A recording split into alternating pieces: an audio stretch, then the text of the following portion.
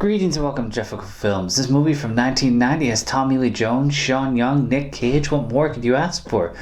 Better writing. But it's still an enjoyable film, so let's review Firebirds.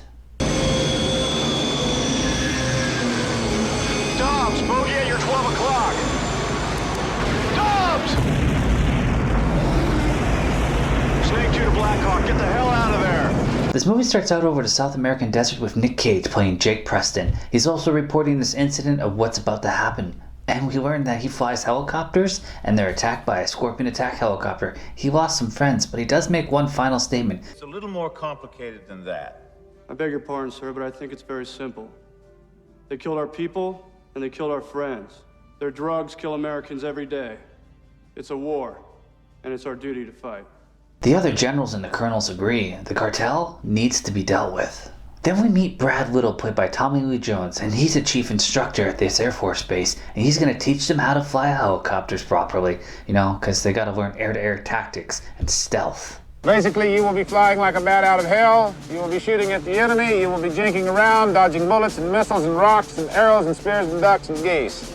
Sounds like a full-time job. Boy, you're going to be busy as a three-peckered goat. They're very mobile gunships. And then we meet Buzz and Billy. Billy played by the lovely Sean Young. And I think they know each other. You have a problem with women in the Army, Preston? Not with all of them, sir. Just that one. McNeil receives intelligence tapes of his people losing to the cartel, and he tells Brad that he needs to be an instructor, not fly missions. Brad and his wife, played by Mary Ellen Trainor, who's going to come up in another movie I just watched, is at his birthday party at the bar, and we see Jake's there too, and he takes another shot at Billy, but it doesn't go well. He's not conveying a lot of charm here. The next day we get some simulators and some great graphics. Well, it was the 1990s. Brad keeps raising the difficulty, and Cage, Preston, is just knocking it out of the park until he has to put on the monocle. Then he loses. Jake goes to see Billy, and we learn that they were a thing, but she wanted her wings. It's a little flirting, but no success. The main thing is that we're here together, we're seeing each other every day, and you look really sexy in that skirt, which is why I think we should give it another chance. I don't think so, Jake.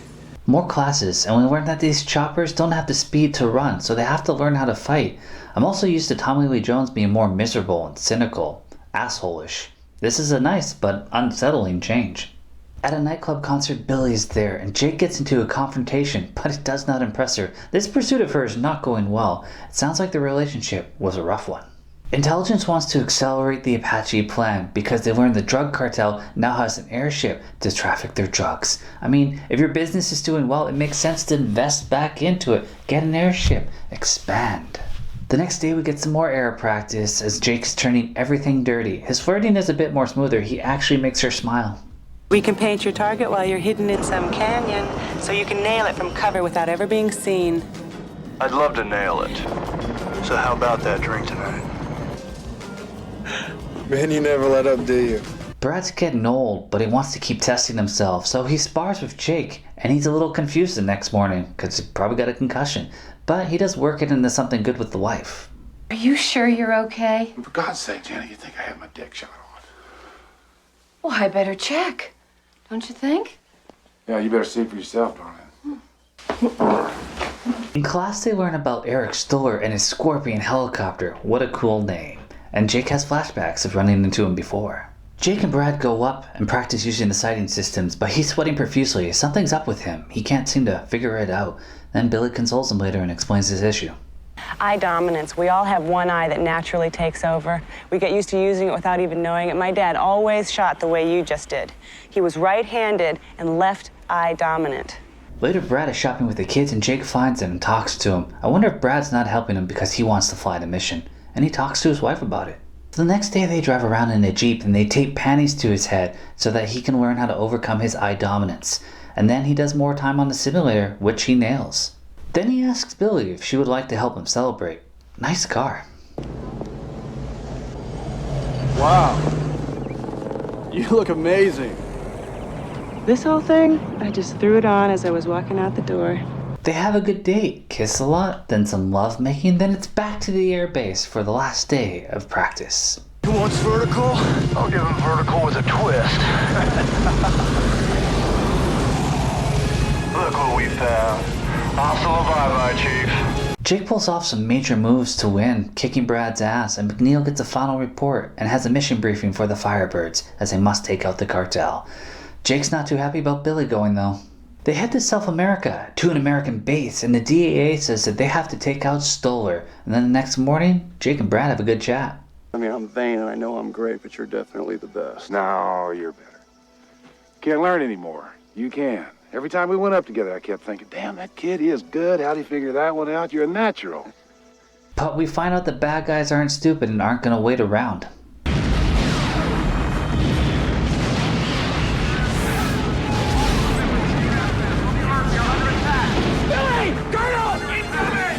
They get to the choppers, but Billy's co-pilot is dead, so she goes up on her own. Brad does too. He's like, fuck it, nobody looking, I'm taking a helicopter.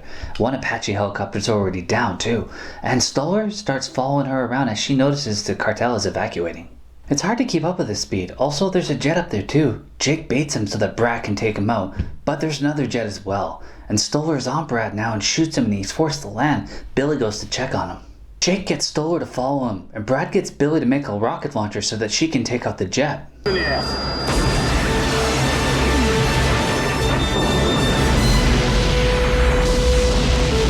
Stoller hits Jake's co-pilot in the leg with some bullets, and then Jake drops down to a dead stop to take him out. See how good he really is. Oops. You blew it. I'm gonna kill him now! The DEA has arrested the cartel, and Jake jumps onto a medevac to get the Billy and Brad.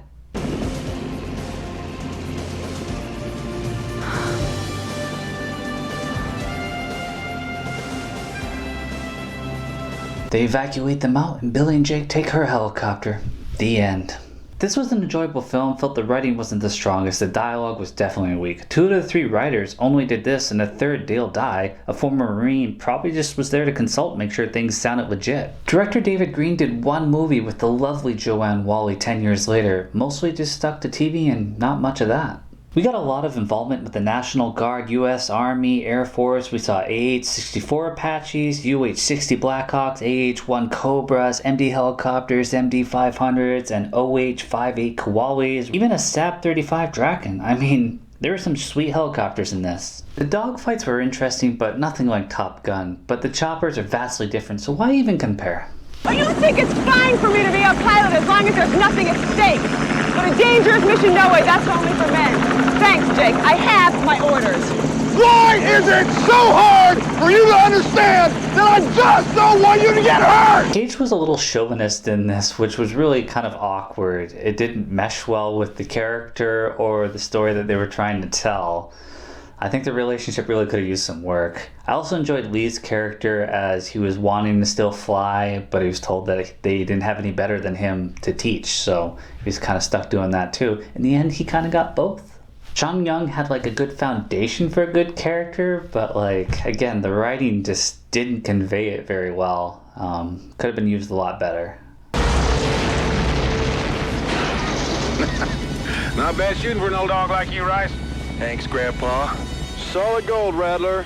That was solid gold. In the end, it's still an enjoyable movie. We got some good Cage moments. Tommy Lee Jones was actually not angry all the time, which, you know, just crazy different. Like, just refreshing almost. And yeah, no, I'd say check it out. Give it a shot. You never know. You might enjoy it. And as always, thanks for watching.